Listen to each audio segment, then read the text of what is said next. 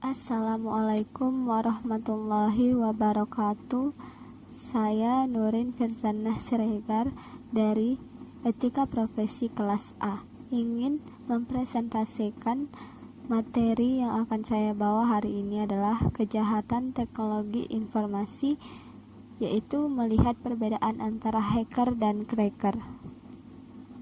Sebelum itu, tujuan pembelajarannya adalah 1. Memahami bagaimana terjadinya kejahatan IT. 2. Mengetahui hukum pada Undang-Undang ITE terkait kejahatan IT. Pengertian hacker. Hacker adalah orang yang mempelajari, menganalisis, memodifikasi, menerobos masuk ke dalam komputer dan jaringan komputer, baik untuk keuntungan atau dimotivasi oleh tantangan. Selanjutnya adalah alasan seseorang menjadi hacker. Hacker yang amatir biasanya seseorang yang baru mengenal dan masuk ke sisi lain dunia maya, umumnya berusia sangat muda, tanpa kedewasaan pemikiran mengakibatkan hasil hack yang kasar atau tidak rapi. Perbuatan mereka dengan mudah dapat diatasi. Kerusakan yang diakibatkan berskala kecil dan umumnya sangat ceroboh sehingga sangat mudah ditangkap. Kemudian, hacker profesional. Hacker profesional lebih mementingkan hajat hidup orang banyak dan hak asasi. Umumnya, mereka sangat tidak menginginkan identitasnya terbongkar. Bahkan, jika bekerja sama, di antara mereka tidak mengenal satu sama lain. Berbeda dengan hacker amatir yang terorganisir, mereka berkomunikasi lewat berbagai perangkat media, lewat jejaring sosial, sehingga jika tertangkap salah satu maka teman-temannya ikut tertangkap. Dan yang mungkin menjadi poin perhatian adalah dampak kerusakannya yang bersifat global juga sangat sulit untuk diperbaiki. Alasan seorang hacker amatir menjadi seorang hacker adalah sebagai ajang balas dendam. Merasa sakit hati dibully, dicemooh, dan direndahkan membuat seseorang belajar menjadi hacker untuk memberikan pelajaran terhadap orang yang membuatnya merasa dirugikan. Yang kedua adalah iri hati dan penyakit hati. Merasa iri dengan kesuksesan orang lain, maka memutuskan untuk menghancurkannya. Yang ketiga, ingin terkenal dan dikenal. Selalu ingin eksis, selalu ingin terkenal tanpa mengetahui dampak dan juga tertangkap, bikin malu keluarga, teman, dan diri sendiri. Yang keempat, butuh uang. Semua orang membutuhkan uang untuk memenuhi kebutuhan hidupnya. Kemudian berpikir jalan pintas menjadi seorang hacker untuk mencuri phishing dan sejenisnya. Yang kelima, mengungkap atau membuka rahasia dan privasi orang lain. Misalnya di sosial media, seseorang tidak mempublikasikan semua profil dan kegiatannya. Seorang hacker dengan alasan tertentu yang bersifat pribadi akan mencoba mengungkapkannya. Yang keenam, akuisisi akun kepemilikan. Mencuri dan mengakuisisi akun kepemilikan properti online. Misalnya email biasanya kemudian digunakan untuk kepentingannya. Alasan hacker profesional. 1. Anti-hacker atau perlindungan dari hacker kriminal. Profesi yang mengharuskan seseorang menjadi anti-hacker profesional. Misalnya, Anda memiliki bisnis yang menuntut Anda melindungi dari serangan hacker dengan mempelajari perilaku dan cara hacker membobol suatu situs web. Contoh lain, Anda memang berprofesi sebagai penyembuh kerusakan yang diakibatkan hacker kriminal. Yang kedua, memenangkan persaingan bisnis. Sudah bukan rahasia lagi jika persaingan bisnis baik dunia nyata dan dunia digital dipenuhi dengan persaingan tidak sehat. Saling menjatuhkan lawan dengan berbagai cara merupakan cara yang umum dilakukan. Mungkin agak mirip dengan hacker amatir, namun sesungguhnya mereka tidak bekerja berdasarkan perasaan, profesi yang menuntut mereka untuk melakukannya. Yang ketiga, kebebasan dan hak asasi. Hal ini berkaitan dengan hak asasi manusia. Kebebasan Anonymous, kelompok hacker profesional, berawal dari komitmen menuntut kebebasan.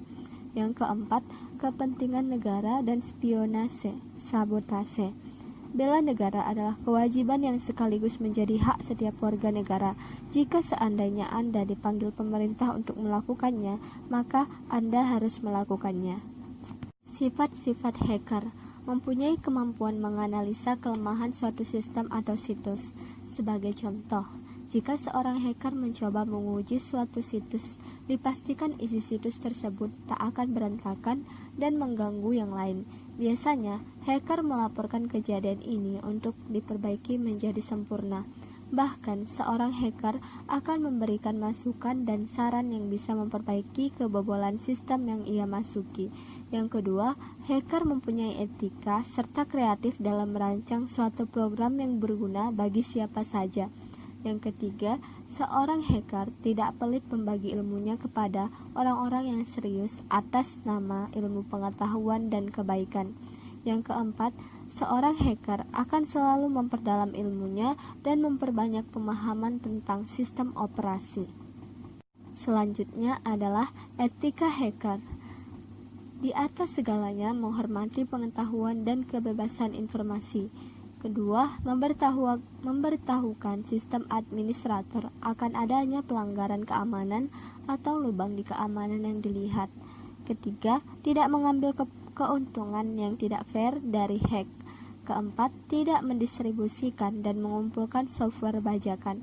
5. Tidak pernah mengambil risiko yang bodoh, selalu mengetahui kemampuan sendiri.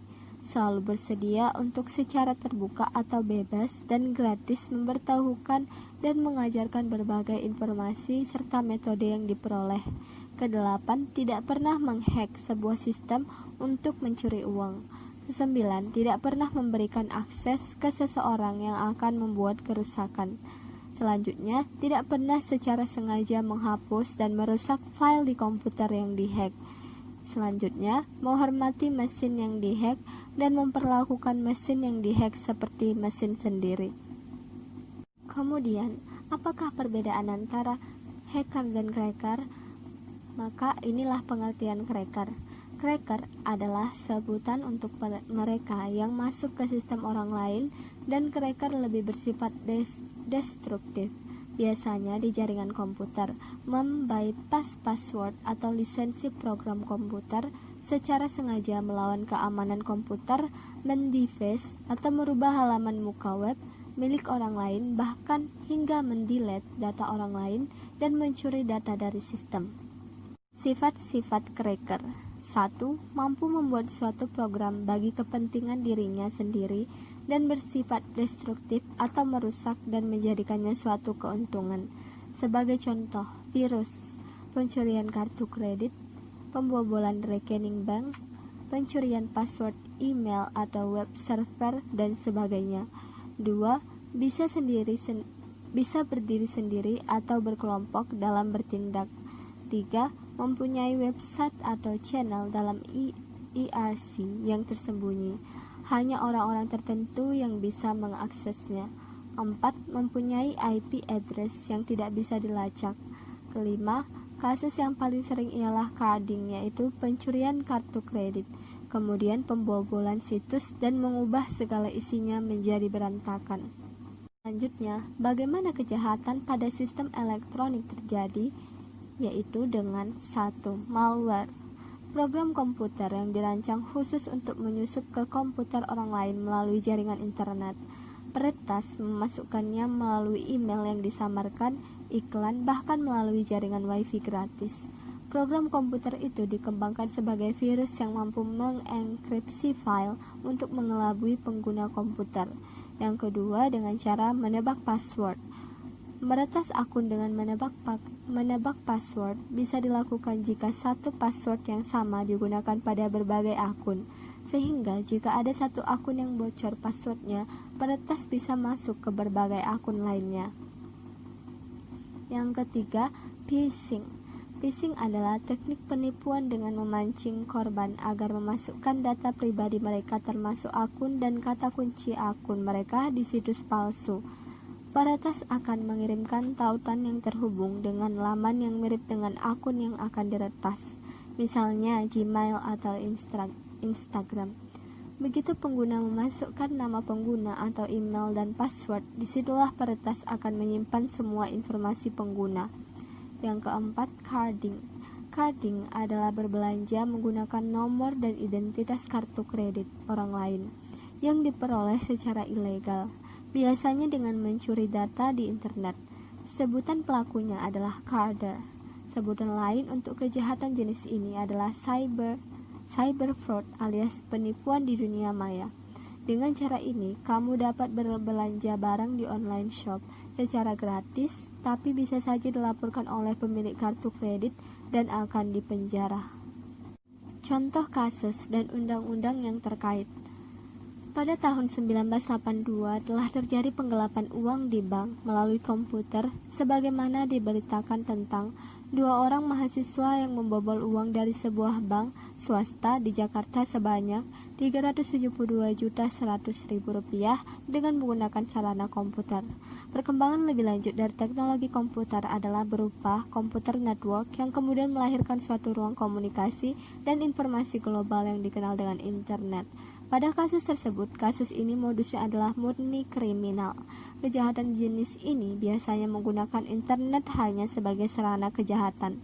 Penyelesaiannya, karena kejahatan ini termasuk penggelapan uang pada bank dengan menggunakan komputer sebagai alat melakukan kejahatan, sesuai dengan undang-undang yang ada di Indonesia, maka orang tersebut diancam dengan pasal 362 KUHP atau pasal 378 KUHP, tergantung dari modus perbuatan yang dilakukannya.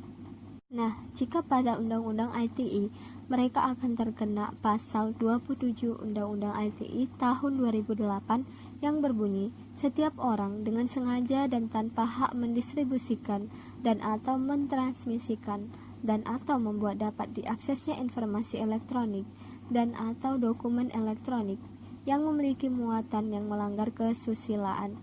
Ancaman pidana pasal 45 ayat 1 KUHP pidana penjara paling lama 6 tahun dan atau denda paling banyak 1 miliar rupiah. Diatur pula dalam KUHP pasal 282 mengenai kejahatan terhadap kesusilaan. Kemudian kasus yang kedua, kasus yang sempat booming dan sempat dibicarakan banyak orang, yaitu kasus video tak senonoh Ariel Peter Pan dengan Luna Maya dan Cut Tari. Video tersebut diunggah di internet oleh seorang yang berinisial RJ dan sekarang kasus ini sedang dalam proses. Pada kasus tersebut, modus sasaran serangannya ditujukan kepada perorangan atau individu yang memiliki sifat atau kriteria tertentu sesuai tujuan penyerangan tersebut. Penyelesaian kasus ini pun dengan jalur hukum. Pengunggah dan orang yang terkait dalam video tersebut pun turut diseret pasal-pasal sebagai berikut. Pasal 29 Undang-Undang RI Nomor 44 Tahun 2008 tentang pornografi pasal 56 dengan hukuman minimal 6 bulan sampai 12 tahun atau dengan denda minimal 250 juta hingga 6 miliar rupiah dan atau pasal 282 ayat 1 KUHP. Jika pada Undang-Undang ITE, pengunggah akan terkena pasal 29 Undang-Undang ITE tahun 2008 yang berbunyi, setiap orang dengan sengaja dan tanpa hak mengirimkan informasi elektronik dan atau dokumen elektronik yang berisi ancaman kekerasan dan menakut-nakuti yang ditujukan secara pribadi atau cyber stalking. Ancaman pidana pasal 45 ayat 3, setiap orang yang memenuhi unsur sebagaimana dimaksud dalam pasal 29 dipidana dengan pidana penjara paling lama 12 tahun dan atau denda paling banyak 2 miliar rupiah. Demikianlah video presentasi saya buat untuk memenuhi tugas etika profesi A. Semoga bermanfaat untuk teman-teman semua. Terima kasih atas perhatiannya. Wassalamualaikum warahmatullahi wabarakatuh.